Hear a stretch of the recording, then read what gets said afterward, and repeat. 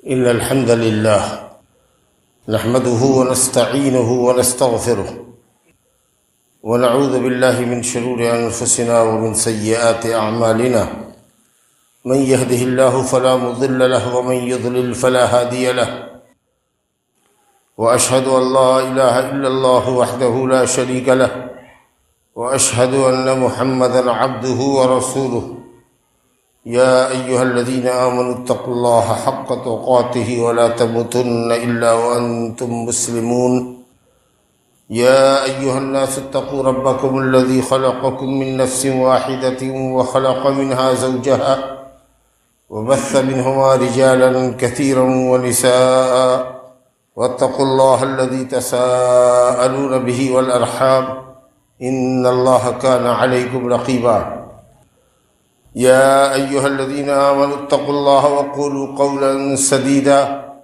يصلح لكم أعمالكم ويغفر لكم ذنوبكم ومن يطع الله ورسوله فقد فاز فوزا عظيما أما بعد فإن خير الحديث كتاب الله وخير الهدي هدي محمد صلى الله عليه وسلم وشر الأمور محدثاتها وكل محدثة بدعة وكل بدعة ضلالة وكل ضلالة في النار أعوذ بالله من الشيطان الرجيم إن الله مع الذين اتقوا والذين هم محسنون وقال النبي المصطفى صلى الله عليه وسلم من أحب أن يبسط له في رزقه وينسأ له في أثره فليصل رحمه۔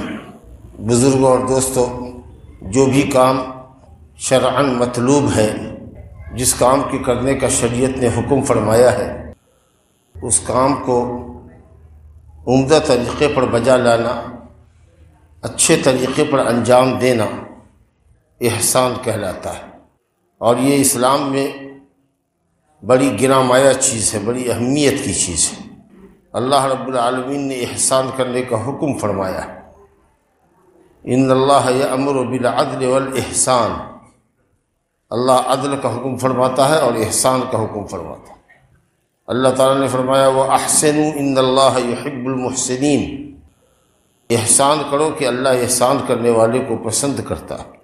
یہ احسان عمل کی بجاآوری پختہ طریقے پر، وہ عمل جس کے کرنے کا شریعت نے حکم فرمایا ہے، جو کام شریعت میں مطلوب ہے ہم سے اور آپ سے، اس کام کو عمدہ طریقے پر کرنا، یہ احسان ہے، جو ہم سے عبادات میں بھی مطلوب ہے اور معاملات میں بھی مطلوب ہے۔ حدیث جبریل کے نام سے جو حدیث مشہور ہے، اس میں اللہ کے نبی صلی اللہ علیہ وسلم سے حضرت جبریل نے پوچھا احسان کیا ہے؟ تو آپ نے احسان کا ایک ہی رکن فرمایا کہ احسان ایک ہی شے ہے۔ جیسے اسلام کے سوال پر آپ نے کہا کہ اسلام 5 چیزوں کے مجموعے کا نام ہے اور ایمان 6 چیزوں کے مجموعے کا نام ہے، تو احسان کا ایک ہی رکن بتایا، اور وہ یہ ہے کہ الاحسان ان تعبد اللہ کأنک تراہ فإن لم تکن تراہ فإنہ یراک۔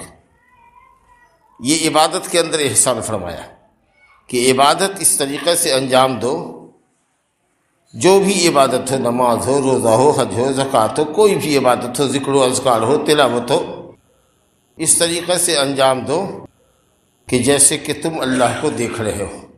سوچئے کہ اگر اللہ رب العالمین کوئی انسان اپنی کھلی آنکھوں سے دیکھ رہا ہو تو اس کے اندر کس قدر خوف اور انابت، توجہ عبادت کے اندر پیدا ہوگی۔ یہ احسان کا بڑا درجہ ہے، یعنی اس درجہ حضور قلب و ذہن کے ساتھ، اطمینان کے ساتھ اللہ کی عبادت کرو کہ گویا تم اللہ کو دیکھ رہے ہو۔ کوئی دیکھ تو نہیں سکتا اس دنیا میں اللہ کو، تصور کرو کہ گویا اللہ تمہارے سامنے ہے اور تم اس کو دیکھ رہے ہو۔ کس قدر عبادت کے اندر خشیت آئے گی، خوف آئے گا، رغبت آئے گی، اور انسان اپنے قلب و دماغ کے ساتھ عبادت کرے گا۔ اگر اس درجے کی عبادت نہیں ہو پا رہی ہے تو اتنا تو ضرور سمجھو کہ اللہ تم کو دیکھ رہا ہے، اللہ تمہارے ہر عمل پر مطلع ہے۔ خیر کرو گے تو خیر سے نوازے جاؤ گے، شر کرو گے تو دنیا سے لے کر آخرت تک شر ہی شر ملے گا تم کو۔ یہ خوف کہ اللہ رب العالمین ہمارے اوپر مطلع ہے، ہمارا نگہبان ہے، ہمارا کوئی عمل اس سے چھپا ہوا نہیں ہے، یہ انسان کے اندر اور اس کی عبادت کے اندر روح پیدا کرتا ہے۔ انسان عبادتوں کو ان کے شرائط، ارکان، واجبات، سنن و آداب کے ساتھ ادا کرتا ہے۔ جس کو نماز پڑھنی ہے اللہ کے لیے، وہ مکمل پاکی کا لحاظ کرے گا کہ اس کا جسم پاک ہو، کپڑا پاک ہو، جگہ پاک ہو۔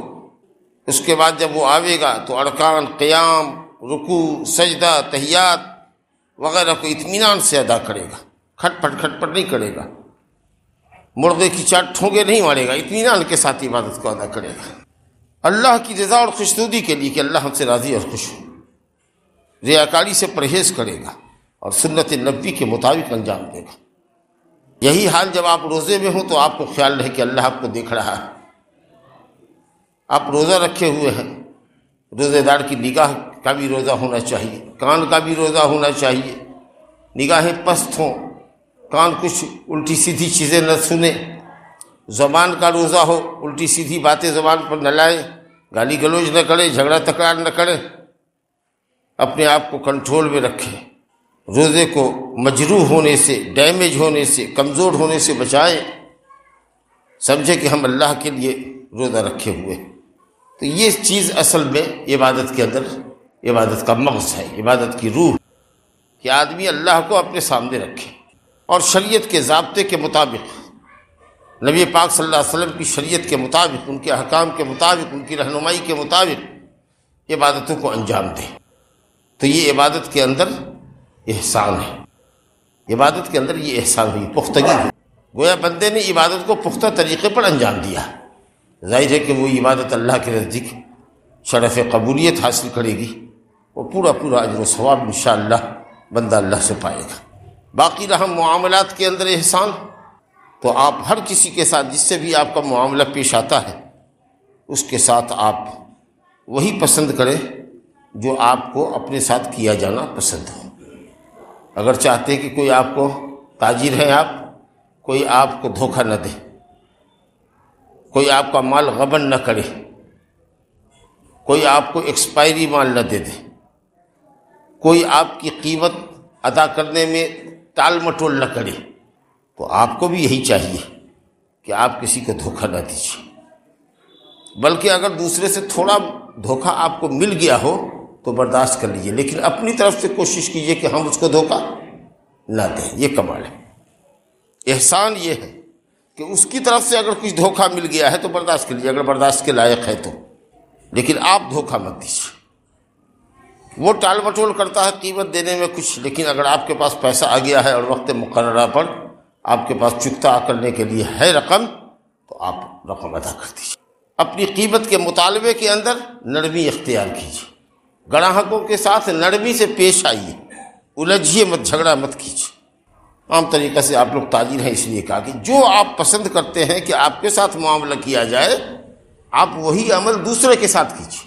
یہ مومن کی پہچان ہے، ان یحب لاخیہ ما یحب لنفسہ، کہ مومن اپنے بھائی کے لیے وہی پسند کرے جو اپنے لیے پسند کرتا ہے۔ اور فارسی کا مقولہ ہے، آنکھ خضرا مپسندی بدیگڑا مپسند، جو اپنے لیے پسند نہیں کرتے ہو وہ دوسرے کے لیے پسند نہ کرو۔ بہرحال احسان کے بہت سارے طریقے ہیں، ان میں سے کچھ طریقوں کا ذکر مناسب ہوگا۔ احسان آدمی بدنی طاقت کے ذریعے کر سکتا ہے۔ اللہ نے کسی کو اگر طاقت دی ہے تو آپ کمزوروں کی مدد کر سکتے ہیں طاقت سے۔ کوئی ظالم کسی کمزور کو ستا رہا ہے، مار پیٹ رہا ہے، آپ کے پاس طاقت ہے، آپ جا کر ظالم کا ہاتھ پکڑ لیجیے کہ نہیں ہم تم کو ظلم نہیں کرنے دیں گے، اور مظلوم کو ظالم کے پنجے سے بچا لیجیے۔ یہ احسان بالقوہ ہوا، بدنی طاقت کے ذریعے احسان کرنا ہوا اللہ کے بندے پر۔ کوئی تکلیف دہ چیز سڑک پہ پڑی ہوئی ہے، پتھر ہے، بھاری ہے، لوگ نہیں اٹھا پاتا ہے، چل دیتا ہے، اللہ نے آپ کو طاقت دی، آپ اس کو اٹھا کر کے اگر سڑک کے کنارے کر دیتے ہیں تاکہ آنے جانے والے کو دشواری اور دقت نہ ہو، تو یہ آپ گویا کہ بدنی اعتبار سے آپ انسانیت پر احسان کر رہے ہیں۔ کہ اللہ نے آپ کو طاقت دی. کوئی شخص ہے اس کی مٹری گٹھری نہیں اٹھ رہی ہے اس کے سر پر، اپنے بوجھ کو اٹھا نہیں پا رہا ہے، پریشان ہے، آپ گزر رہے ہیں اور آپ نے اس کی گٹھری اٹھا کر کے بیٹھا دیے، اس کے سر پہ ڈال دی. یا اپنی سواری پر اٹھنے میں اگر اس کو تکلیف محسوس ہو رہی ہے، آپ نے سہارا دے دیا، اس کو چڑھنے میں مدد کر دیا اور اس کا سامان بھی اٹھا کر کے رکھ دیا. قسم اللہ کی یہ بدن کا صدقہ ہے. بدنی طاقت کا یہی احسان ہے. رسول گرامی صلی اللہ علیہ وسلم نے فرمایا کہ ہر صبح انسان کے جسم کے ہر پوڑ کے بدلے صدقہ ہے. اور حدیث میں آیا ہے کہ 360 جوڑ ہیں انسان کے بدن میں، پوڑ جہاں سے فولڈنگ ہے. اتنا صدقہ کہاں سے کر پاؤ گے؟ ظاہر ہے کہ صحابہ کو تعجب ہوا. تو آپ نے کہا کہ صدقہ کرنا صرف مال خرچ کرنے کا نام نہیں ہے. اگر دو آدمی کے درمیان جھگڑا ہے تم عدل و انصاف کے ساتھ فیصلہ کر دیتے ہو تو یہ بھی صدقہ ہے. اگر کسی شخص کو چڑھنے میں سواری پر مدد کر دیتے ہو، اس کا سامان اٹھا کر کے اس کی گاڑی سواری پہ رکھ دیتے ہو تو یہ بھی صدقہ ہے. راستے سے تکلیف دہ چیز کو اٹھا کر کے کنارے کر دیتے ہو، یہ بھی صدقہ ہے. اور ہر وہ قدم تمہارا جو گھر سے مسجد کو آتا ہے وہ بھی تمہارے لیے صدقہ ہے. اللہ اکبر. الکلمۃ الطیبہ صدقہ. کسی کو اچھی بات کہتے ہو، نصیحت کی بات کہتے ہو، یہ بھی صدقہ ہے. صرف مال خرچ کرنے کا نام صدقہ نہیں ہے. اگر ایسا ہوگا تو 360 صدقہ کون کرے گا ہر روز صبح میں رات گزارنے کے بعد؟ یہ تمام چیزیں صدقہ ہے. یہ بدنی قوت کے ذریعے احسان ہے. آئیے، اللہ رب العالمین نے آپ کو مال عطا فرمایا ہے تو آپ محتاجوں کی مدد کیجئے، مسکینوں کی مدد کیجئے، حاجت مندوں کی مدد کیجئے، مظلوموں کی مدد کیجئے، مصیبت زدگان کی مدد کیجئے. بھوکے کو کھانا کھلائیے، کوئی ننگا ہے اس کو کپڑا پہنائیے. وہ احسن کما احسن اللہ الیک. احسان کرو دوسروں پر اسی طرح جس طرح اللہ نے تم پر احسان کیا. اللہ کا احسان باقی رہے گا، اس کی نعمت ہمیشہ باقی رہے گی، اس میں اضافہ ہوگا.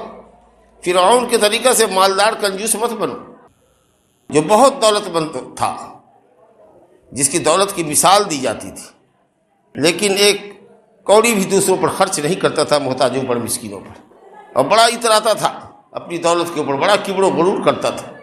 اللہ کا خوف نہیں تھا، کہیں احساس نہیں تھا کہ اللہ نے اس پر انعام اور اکرام کیا ہے، مال و دولت سے نوازا. اللہ کی شکر گزاری کرے، اس کے بندوں پر احسان کرے، محتاجوں سے دعائیں لے. نتیجہ یہ ہوا کہ کبر و غرور اور بخل نے اس کو زمین کے اندر دھسا دیا. اللہ نے فرمایا فَخَسَفْنَا بِهِ وَبِدَارِهِ الْأَرْضِ. ہم نے اس کو اس کے محل سمیت، خزانے سمیت زمین میں دھسا دیا. تو مال اگر ہے تو آپ دوسرے کی مدد کیجیے، احسان کیجیے جس طرح اللہ نے آپ پر احسان کیا. چلیے مال نہیں ہے آپ کے پاس، مرتبہ ہے آپ کے پاس، رتبہ ہے آپ کے پاس، وقار ہے آپ کے پاس، عزت دار آپ آدمی ہیں، آپ اگر کسی کو کہہ دیجیے گا تو اس بیچارے محتاج کا کام ہو جائے گا، اور واقعی یہ محتاج ہے، یہ واقعی یہ ضرورت مند ہے، تو اس کے لیے اگر آپ کسی کے پاس سفارش کر دیتے ہیں تو یہ ہوا اپنے اسٹیٹس کا، اپنے وقار کا استعمال کرنا. جو اللہ نے آپ کو عزت دی ہے اس کے ذریعے آپ نے اللہ کے بندے پر احسان کیا. بھئی یہ آدمی محتاج ہے، میرے پاس اس کے تعاون کے لیے کچھ نہیں ہے، اگر آپ کے پاس کچھ ہے تو کر دیجیے. یہ بڑی بات ہوئی. نبی صلی اللہ علیہ وسلم چھوٹے چھوٹے لوگوں کے لیے سفارش کر دیا کرتے تھے. ایک لونڈی تھی بریرہ، حضرت عائشہ رضی اللہ عنہ نے ان کو خریدا ان کے مالکان سے اور آزاد کر دیا، اور اس کا شوہر مغیث نام کا غلام ہی تھا. تو شاید اب بریرہ کو شوہر پسند نہیں تھا، تو اس لیے اب اس کو حق تھا کہ وہ چاہے تو ایسے اس کو چھوڑ دے اور دوسری شادی کر لے. اب بیچارہ مغیث اس کے پیچھے پیچھے بھاگ رہا تھا کہ بریرہ ہم کو مت چھوڑو، ہم تمہارے بغیر نہیں رہ پائیں گے. اور وہ کہتی تھی کہ نہیں، میں کوئی اپنے لیے دوسرا شوہر دیکھتی ہوں. نبی صلی اللہ علیہ وسلم کو یہ دیکھا نہ گیا کہ شوہر مغیث اس کے پیچھے پیچھے بھاگ رہا ہے، وہ غلام ہے ابھی، اور حضرت بریرہ پہلے ہی آزاد کر دی گئی تھی. تو جب لونڈی آزاد کر دی جاتی ہے پہلے اور شوہر غلام رہتا ہے تو بیوی کو حق رہتا ہے آزاد کو کہ وہ چاہے تو اپنے غلام شوہر کے پاس رہے یا نہ رہے، اسی کا وہ فائدہ اٹھا رہی تھی. تو آپ صلی اللہ علیہ وسلم نے اس خاتون کو روک کر، بریرہ کو روک کر کے کہا کہ مغیث پر ترس کھا، اس کو اپنی زندگی میں رکھے رہا جیسا کہ پہلے سے رکھے ہوئی تھی. بتائیے، آپ نے ایک لونڈی سے آپ سفارش کر رہے ہیں جو ابھی آزاد کی گئی ہے، وہ بھی آزاد آپ کی بیوی ام المومنین عائشہ رضی اللہ عنہا نے کیا ہے، غلام کے حق میں سفارش کر رہے ہیں۔ یہ الگ بات ہے کہ اس خاتون نے کہا بریرہ نے کہ یا رسول اللہ یہ آپ کا حکم ہے یا مشورہ ہے؟ تو آپ نے کہا مشورہ ہے۔ کہا تو میں اپنے معاملے کو زیادہ اچھا بہتر سمجھتی ہوں کہ شوہر میرے لیے ٹھیک ہے کہ نہیں ہے، یہ میں اس کو بھلی بھانتی بہتر سمجھتی ہوں۔ گویا قبول نہیں کیا سفارش کو۔ ہاں اگر آپ کا حکم ہے تو سر آنکھوں پر، لیکن مشورہ ہے تو ہم کو ہمارے اپنے مشورے پر عمل کرنے دیجیے، میں اس شوہر کی حقیقت کو بہتر سمجھتی۔ اللہ اکبر۔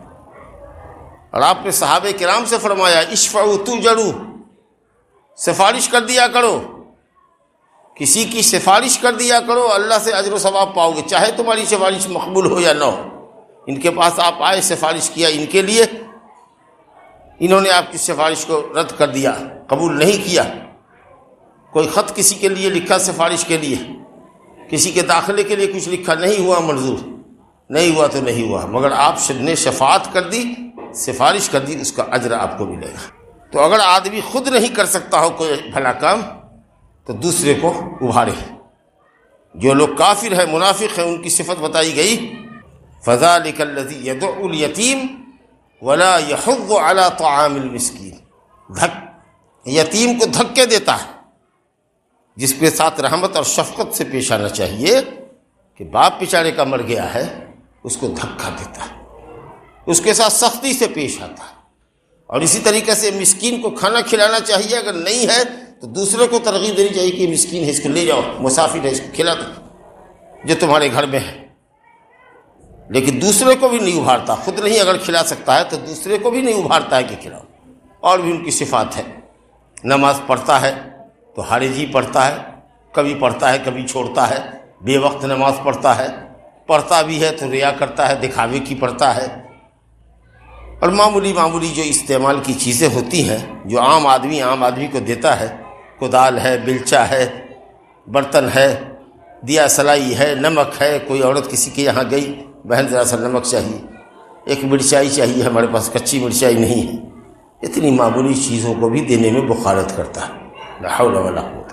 تو قوت بدنی کے ذریعے، مال کے ذریعے، جاہ و منزلت کے ذریعے احسان کرو اللہ کے بندے پر، اور اسی طریقے سے علم کے ذریعے۔ یہ تو احسان کی سب سے بڑی شکل ہے کہ اگر کوئی جاہل ہے اس کو آپ نے پڑھا دیا، کوئی شخص حیران و پریشان ہے کیا کرے، اس کو صحیح راستے کی رہنمائی فرما دیا، کوئی سائل تھا اس کو آپ نے صحیح جواب دے دیا، تو یہ تو بہت بڑا احسان ہے۔ کیا مقابلہ اس کا پیسوں سے اور دوسری چیزوں سے؟ اگر ایک جاہل کو آپ نے تعلیم دے دیا، ایک شخص کو جس کو نماز نہیں پڑھنا آتی ہے آپ نے پڑھ کے بتا دیا، آپ نے اس کو دعائیں سکھلا دی، قرأت سکھلا دی، تسبیحات سکھلا دیا، رکوع سجدے میں کیا پڑھنا ہے، تحیات درود میں کیا پڑھنا ہے، اگر آپ نے سکھلا دیا تو آپ نے احسان عظیم کیا اس پر، اس کی عبادت کو آپ نے درست کر دیا۔ اللہ اکبر۔ تو علم کے ذریعے جو علماء احسان کرتے ہیں امت کے اوپر، وہ بڑا احسان ہے۔ اسی اگر آپ کے پاس علم ہو اور کوئی کہے ہم کو سکھا دیجئے، کوئی کہے پڑھا دیجئے، خاص کر کے دین کا علم ہو، قرآن پڑھنا چاہے تو وقت فارغ کیجئے، نکالیے اور اس کو پڑھائیے، بہت ثواب کا کام۔ اور اسی طریقے سے احسان ملت پر یہ کیجئے، معاشرے پر یہ کیجئے کہ لوگوں کو دین کی طرف بلائیے، بھلائی کی طرف بلائیے۔ اگر کوئی برائی میں مبتلا ہے، کاروبار غلط کر رہا ہے، سودی لین دین پر اس کا کاروبار مبنی ہے، اس کو منع کیجئے اگر آپ کو علم ہے تب، نہیں تو علماء کے ذریعے اس کو نصیحت کروائیے کہ آپ اس کو سمجھائیے۔ یہ آدمی لون لیتا ہے گورنمنٹ سے، بینک سے لون لے کے تجارت کرتا ہے، ان کو حکم بتائیے، اگر آپ کو مسئلہ معلوم ہے دلیل کے ساتھ تو آپ اس کو بتائیے۔ یہ بھلی باتوں کی طرف بلانا اور برائی سے روکنا، یہی تو ہمارے امت محمدیہ کا ترہ امتیاز ہے۔ اسی خوبی کی وجہ سے تو اللہ نے اس امت کو تمام امتوں پر فوقیت اور فضیلت بخشی ہے۔ کہا کنتم خیر امۃ اخرجت للناس تأمرون بالمعروف وتنہون عن المنکر وتؤمنون باللہ، تم دنیا کی سب سے بہترین امت ہو، کسی نبی کی کوئی امت تمہارے برابر نہیں ہے، مقام میں، شرف میں، عزت میں، درجے میں۔ اخرجت للناس، تم لوگوں کے لیے پیدا کیے گئے ہو، لوگوں کی بھلائی کے لیے نکالے گئے ہو، برپا کیے گئے ہو۔ لوگوں کو بھلی باتوں کا حکم کرو، بری باتوں سے روکو، اللہ پر ایمان رکھو، یعنی اللہ پر ایمان رکھتے ہوئے لوگوں کو بھلی باتوں کی طرف بلاؤ اور بری باتوں سے روکو۔ یہ اس امت کی خصوصیت اور فضیلت ہے۔ تمہارے سامنے غلط کام ہو رہا ہے، اگر طاقت سے نہیں روک سکتے تھے تو زبان سے روک سکتے تھے، منع کر سکتے تھے، لیکن غلط کام ہو رہا تھا اور تم نے زبان سے بھی منع نہیں کیا، تو یہ منافقت ہے، یہ وہ جرم ہے جس جرم کی وجہ سے کہیں اللہ کا عذاب نہ آپ پر آ جائے۔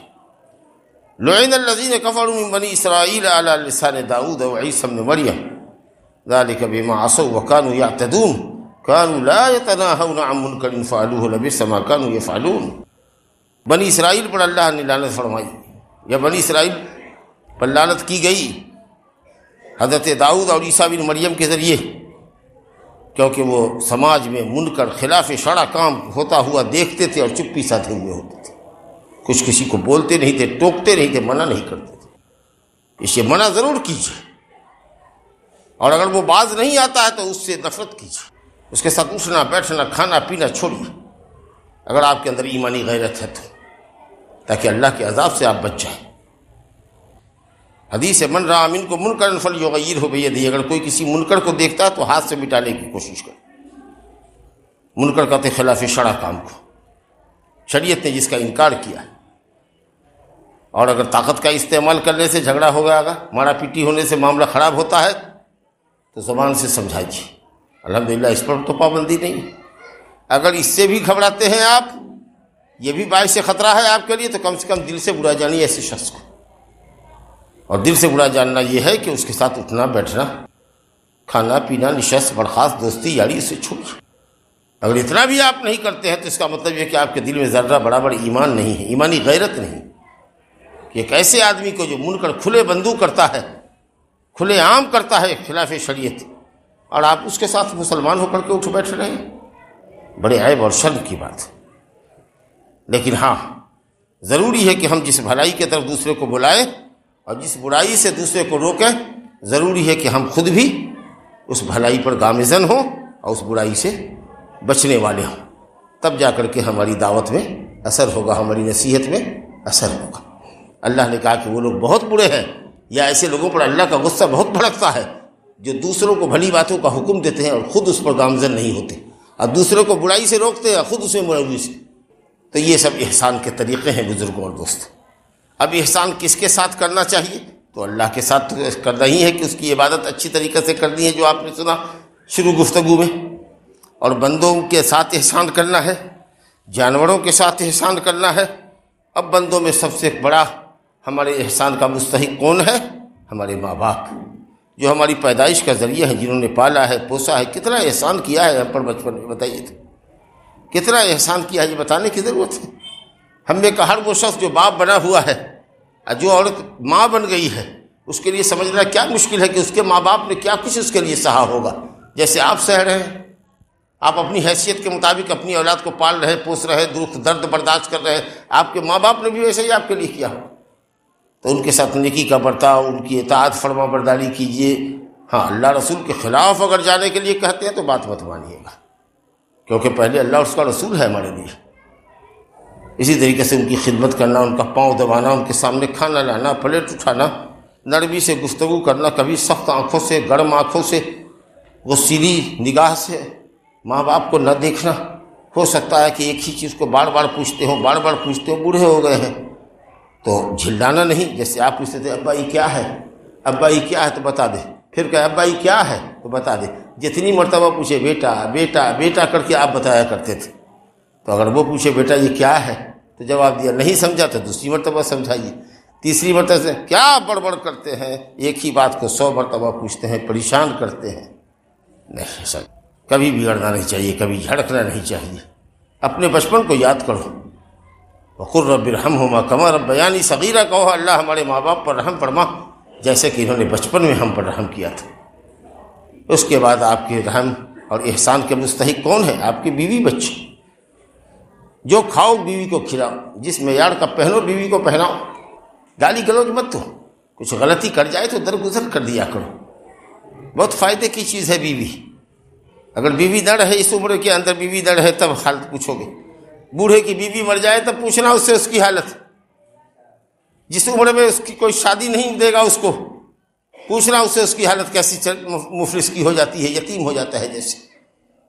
جیسے بچہ ماں باپ کے بغیر، ویسے ہی بوڑھا بیوی کے بغیر ہوتا. اور ہے بیوی تو اس کی قدر نہیں ہے، اس کی قدر نہیں. بات بات پر جھڑک رہے ہو، بات بات پر گالیاں دے رہے ہو، بات بات پہ مار رہے ہو، پیٹ رہے ہو. لا حول ولا قوت الا باللہ. درگزر کر دیا کرو، محبت نصیحت کے ساتھ سمجھا دیا کرو. بال بچوں کو پڑھاؤ لکھاؤ، اسلامی تعلیم اور تربیت سے آراستہ کرو. اس کے بعد دیکھو کہ بچہ کدھر جائے گا. بنیاد اگر درست کر دیا، اس کے اخلاق کو درست کر دیا، 12-13 سال تک خوب اچھے طریقے سے اس کو پالا پوسا، نماز وغیرہ کا کار بند کر دیا، تو اچھے اسکول میں داخل کرو. اور پھر اس کی تربیت سے نظر مت ہٹاؤ، ہمیشہ تربیت کی نظر اس کے اوپر رکھو.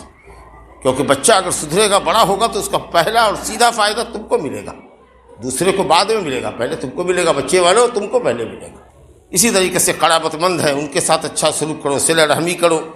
حدیث میں آیا ہے کہ اگر چاہتے ہو کہ اللہ تعالیٰ تمہاری روزی بڑھا دے، اور چاہتے ہو کہ تمہاری نیک نامی تمہارے مرنے کے بعد بھی اللہ باقی رکھے، تو اپنے رشتہ داروں کے ساتھ صلہ رحمی کرو، رشتہ جوڑ کے رکھو. یہاں تو بدلا ہوتا ہے. ہماری بہن نے اپنی بچے کی شادی کی تو ہم کو دعوت ہی نہیں دیا. بیوی کہتی ہے آپ کہے دعوت دیجیے گا، آپ مت دیجیے. نہیں، آپ کو خاص طریقے سے دینا ہے، اور جا کے دینا ہے، اور خوشامد کر کے اس کو لانا ہے، اور احساس نہیں ہونے دینا ہے کہ تم نے ہم کو دعوت نہیں دیا تھا. جو تم سے رشتہ کاٹے اس سے جوڑو، جو جوڑتا ہے اس سے جوڑتے ہوئے تو بدلا ہے. جوڑنا اس تم کو ہے، کب؟ جب کہ کوئی کٹتا ہے یا کاٹتا ہے، تو بدلہ چکانے کا معاملہ ہے. بس ایسا نہیں کرو. ان کے ساتھ نرمی سے پیش آؤ. محتاج ہیں تو ان کی مدد کرو، بیمار ہیں ان کی تیمارداری کرو. اور اسی طریقہ سے اذا قبیل یتیم ہے، نرمی شفقت کرو، اس کے سر پر شفقت کا ہاتھ پھیرو، اس کی پراپرٹی کی حفاظت کرو. دیکھو کوئی اس کی کمزوری کا فائدہ اٹھا کر اس کی پراپرٹی ہڑپ نہ لے. اگر غریب اور محتاج ہے اس کی کفالت کرو. مسکین اور فقیر اگر کوئی ہے اس کی حاجت پوری کرو، جس حد تک اللہ توفیق عطا کرتا ہے. اور اس طریقہ سے سماج اور معاشرے میں تمہارے غیر مسلم بھی ہیں پڑوسی، ان کو بھی اپنی ذات سے تکلیف مت پہنچاؤ. اچھا سلوک کرو. بیمار ہو تو جا کے پوچھنے میں کوئی حرج نہیں ہے. بھائی کیسے ہو؟ سنا ہے بیمار ہو جی، فلانے صاحب جی، سنا ہے بہت بیمار ہے آپ. ہاں مالک کیا کہیں، ہاں دوست کیا کہیں، علاج کے لیے پیسہ نہیں ہے. اچھا ٹھیک ہے، پیسہ نہیں ہے، کتنے کی ضرورت ہے؟ یہ لو پیسہ، جاؤ، اگر ہوگا تو دے دو گے، نہیں ہوگا تو کوئی حرج نہیں ہے. الحمدللہ. کتنا متاثر ہوگا آپ سے. مشرک ہوا تو کیا ہوا؟ ایسا حسن سلوک اس کے ساتھ کیجئے، اور ایسے اخلاق کا مظاہرہ کیجئے کہ وہ اسلام کی حقانیت کا اور مسلمان کی خوبی کا قائل ہو جائے کہ مسلمان ایسا ہوتا. اتنا اپنے آپ کو آپ کے محلے میں محفوظ پائے، اپنی عزت و آبرو کو اتنا محفوظ پائے، اپنے مال و منال کو اتنا محفوظ پائے کہ جتنا وہ ہندو کمیونٹی میں رہ کر کے محفوظ نہیں ہوتا ہے. وہ سمجھے کہ ہم مسلمانوں کے درمیان ہیں، یہاں ہمارا مال کوئی نہیں ہڑپے گا، یہاں ہماری عزت و آبرو پر کوئی حملہ آور نہیں ہوگا، کیونکہ یہ لوگ مسلمان ہیں، ان کا دین بہت صحیح ہے. چاہے جائے کہ مسلمان پڑوسی ہو. حتیٰ کہ وہ جانور جو ہمارے یہاں ہیں، جن کو ہم پالتے پوستے ہیں، ان کے ساتھ بھی احسان کرنا ہے. جب بھوکے ہوں تو ان کو کھلاؤ، جب پیاسے ہوں تو ان کو پانی پلاؤ. بیمار پڑ گئے ہیں، ناک سے ریزش ہے، آنکھ سے پانی گر رہا ہے، سردی زکام لگ گیا ہے، ویٹنری ڈاکٹر کو بلاؤ یا لے جاؤ اس کو، دوا علاج کراؤ. طاقت سے زیادہ جانوروں سے کام نہ لو اگر جانور کو پالتے ہو تو. یاد نہیں ہے آپ کو ایک عورت نے جس نے بلی پال رکھا تھا، نہ کھلاتی تھی نہ اس کو چھوڑتی تھی کہ وہ کہیں جا کر کے اپنا چڑھ چک کر کے اپنا پیٹ بھر لے. سوکھ ٹٹا کر کے مر گئی بلی. تو نبی صلی اللہ علیہ وسلم نے دیکھا اس عورت کو کہ وہ جہنم میں ہے، اور اب اس کی بلی اس کے چہرے کو نوچ رہی ہے، اس کے جسم کو نوچ رہی ہے. بتائیے، مومنہ عورت ہے، اللہ تعالیٰ عذاب دے رہا ہے اس کو. ہمارے لیے سبق ہے ان چیزوں میں. پالتے ہو جس چیز کو تو پالو. کتے کو مت پالو اگر ضرورت نہیں ہے. مال کی حفاظت، مکان کی حفاظت، جائیداد کی حفاظت، کھیت کھلیان کی حفاظت. یا شکاری آدمی ہو تو اگر شکار کرنے کے لیے نہیں پالتے ہو، کتا پالتے ہو تو ٹھیک ہے، نہیں ایسے ہی شوق سے پالے ہوا ہے کتا گھر پر، گناہ کا کام ہے. لیکن بلی پال سکتا ہے آدمی، بکری پال سکتا ہے، گائے پال سکتا ہے، بیل پال سکتا ہے. جو چیزیں ہیں تو ان کو کھلاؤ پھلاؤ، تنو مند رکھو، تندرست حوالہ رکھو، طاقت سے زیادہ کام نہ لو ان سے.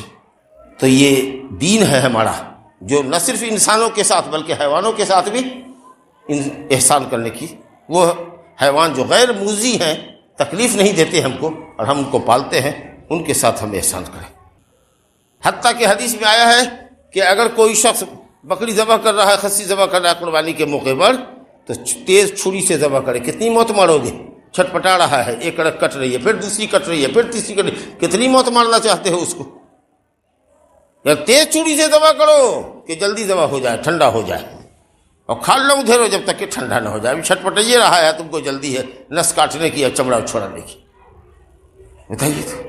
اور حضرت عمر بن خطاب رضی اللہ عنہ کہتے تھے کہ ایک جانور کے سامنے دوسرے جانور کو ذبح نہ کرو تاکہ وہ خوف زدہ نہ ہو۔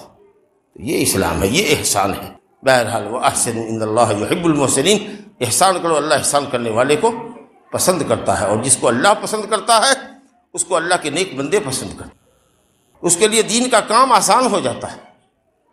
وَأَحْسِنُوا إِنَّ اللَّهَ يُحِبُّ الْمُحْسِنِينَ إِنَّ اللَّهَ مَعَ الَّذِينَ اتَّقَوْا، یقیناً اللہ ان لوگوں کے ساتھ ہے جو تقوی شعار ہیں، وَالَّذِينَ هُمْ مُحْسِنُونَ، اور وہ جو احسان کرنے والے ہیں اللہ کی بندگی میں اور اللہ کے بندوں کے ساتھ مختلف طریقے سے، جس طریقے سے بھی احسان کر سکتے ہیں احسان کرتے ہیں، تو اللہ ان کے ساتھ ہے کا مطلب کہ اللہ کی تائید، توفیق، نصرت، حمایت، حفاظت اللہ تعالیٰ کی اس بندے کو حاصل ہوتی ہے۔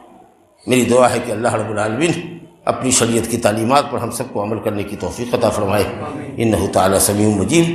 وصلی اللہ وسلم وبارک علی نبینا محمد وآلہ وصحبہ اجمعین۔